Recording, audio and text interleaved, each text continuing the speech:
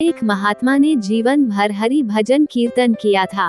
उनके आश्रम के सामने एक तालाब था। जब उनका अंत समय आया तो उन्होंने देखा कि एक बगुला मछली पकड़ रहा था। उन्होंने बगुले को उड़ा दिया। इधर उनका शरीर छूटा तो नरक में जाना पड़ा। उनके चेले को स्वप्न में दिखाई दिया कि वे कह रहे हैं, बेटा, हमने जीवन भर कोई पाप नहीं किया, केवल एक बगुले को उड़ा देने मात्र से नरक मिला है मुझे, लेकिन तुम सावधान रहना। जब इस शिष्य का भी शरीर छूटने का समय आया तो वही दृश्य पुनः आया। बगुला मछली पकड़ रहा था। गुरु का निर्देश मानकर उसने बगुले को नहीं उड़ाया।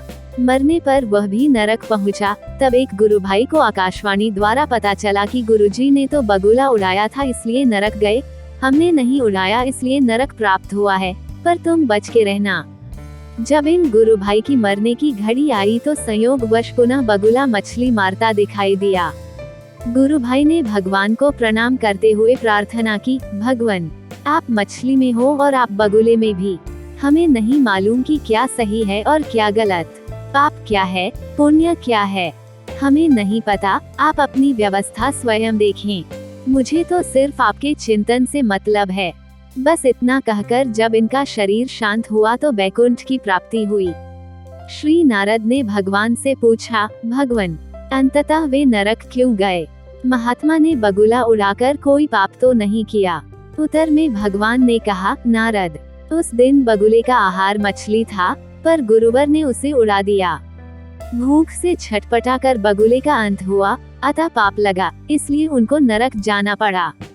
नारद ने फिर पूछा, दूसरे ने तो नहीं उड़ाया, वह क्यों नरक गया?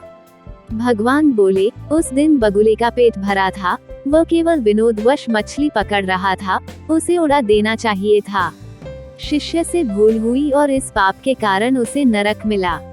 नारद जी ने पुनः पूछा, और तीसरा? भगवान ने कहा, तीसरा मेरे भजन में लगा रहा, उसने सारी जिम्मेदारी मुझको सौंप दी।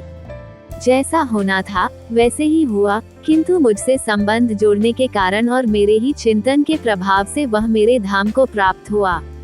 सीख, अतः पाप पुण्य की चिंता में समय न गवाकर जो निरंतर हरि चिंतन में लगा रहता है, वह मेरे परम धाम को प्राप्त होता है। जितना समय हमारा मन भगवान के नाम, रूप, लीला, गुण और धाम में रहता है, केवल उतना समय ही हम पाप से मुक्त रहते हैं। इसलिए सदैव हरि नाम लेते रहें, हरि चर्चा करते रहें, हरि कथा सुनते रहें।